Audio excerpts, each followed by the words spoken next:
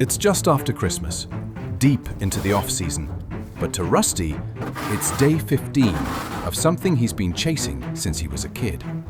Not a championship, not a trophy, not even a lap time, at least not yet. For now, it starts here, in a garage, in the cold, with a 2013 Subaru BRZ that ran well enough to make the dream feel possible. It ran well.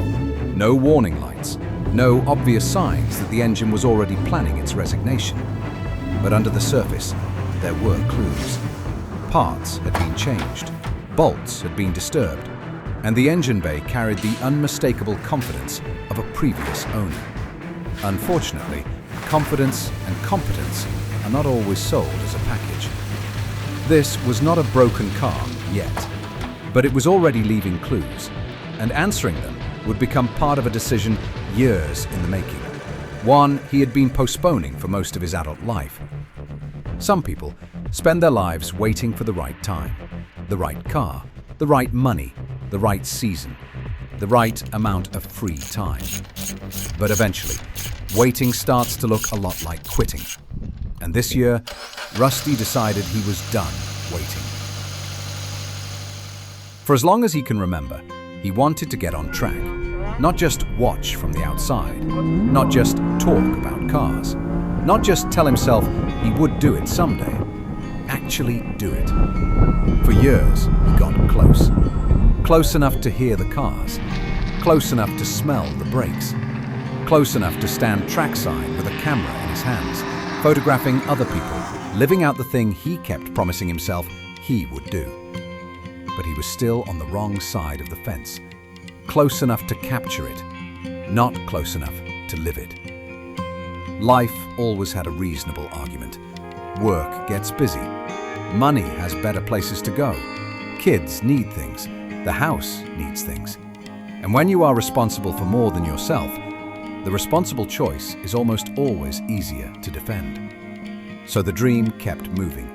Next year, after this bill, after this busy season, after things calm down. But the problem with waiting for the right time is that it feels responsible, right up until you realize it has become the excuse. I've wanted to do this since I was a kid. It was always something I thought I would eventually do, but every year there was a reason not to. Some of those reasons were valid. I have a family, I have responsibilities. I didn't want to take money away from them just because I wanted to go play race car driver. That is the part that matters. This was never about abandoning responsibility. It was about finding a way to make room for something that had been pushed aside for most of his adult life. Not because it did not matter, but because everything else mattered too. And at 43, the question starts to change. It is no longer just, can I afford to do this? It becomes, how many more years am I willing to keep saying next year? Because there is a difference between being reckless and finally being honest with yourself. The car did not come from a blank check. It came from an investment, a small Turo business, a few cars, and money that had been earned outside of the household income. That mattered, because the goal was never to make the family budget carry the weight of a personal dream. The goal was to build something that could stand on its own. Right, so the only way it made sense to me to purchase the car was to create an asset. So we generated a Turo account. We took the vehicle, our personal vehicle that's been sitting in our driveway for a little while, with 135,000 miles on it. We put it on the Turo account. It immediately booked, the same night it booked, and started generating revenue. That decision set the tone for the entire build. This would not be a fantasy project. It would not be unlimited. It would not be perfect. It would have rules. Upgrade what makes sense. Fix what matters. Reuse what can be trusted. Learn as much as possible. And keep the bigger picture in view. The BRZ was not just a car purchase. It was the first physical proof that the excuse of someday was finally running out of road. A Subaru BRZ is not the obvious answer if the goal is speed. It does not have a big engine. It does not make impressive power. And it will not cover every mistake with a wave of horsepower. But that was the point. Rusty was not looking for a car that would make him look fast. He was looking for a car that would make him better. The BRZ does not promise easy speed. It promises feedback, balance, consequences. The kind of car where the driver still has to matter. I didn't want something that was just fast in a straight line. I wanted something that would force me to learn. The BRZ made sense because it's light, rear-wheel drive, affordable enough to actually use, and it has a huge community around it. It's not the fastest car, but that's kind of the point. The plan was straightforward. Buy an affordable driver's car, sort it out, build it gradually, take it to the track, use it to learn. On paper, it sounded simple, but project cars love paper. That is where they do their best lying. This BRZ had lived a life before Rusty found it, and not the gentle kind. Like most used performance cars, it came with a story. Some of that story was obvious, some of it was buried, and some of it would only reveal itself after the money was spent and the garage door closed behind it.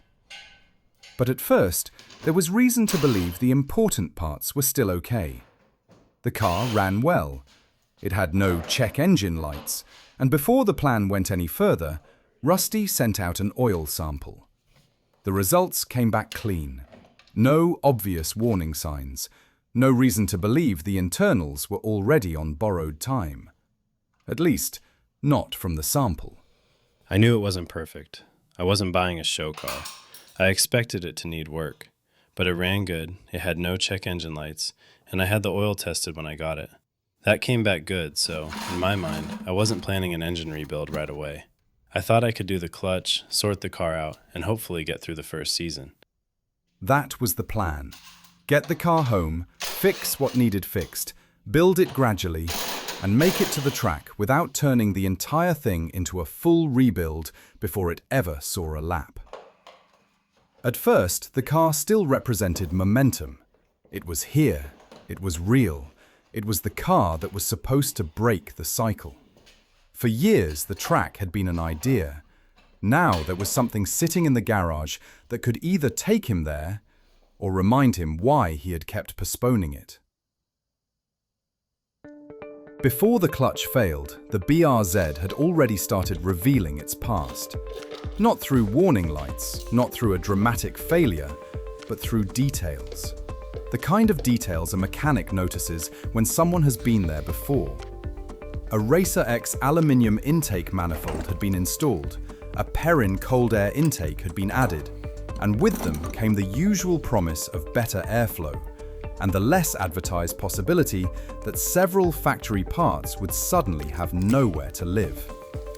The crankcase ventilation system had been improvised. The brake booster hose was unsecured. The purge valve had lost its home, and the fuel line bracket was zip-tied to the intake runner like an afterthought.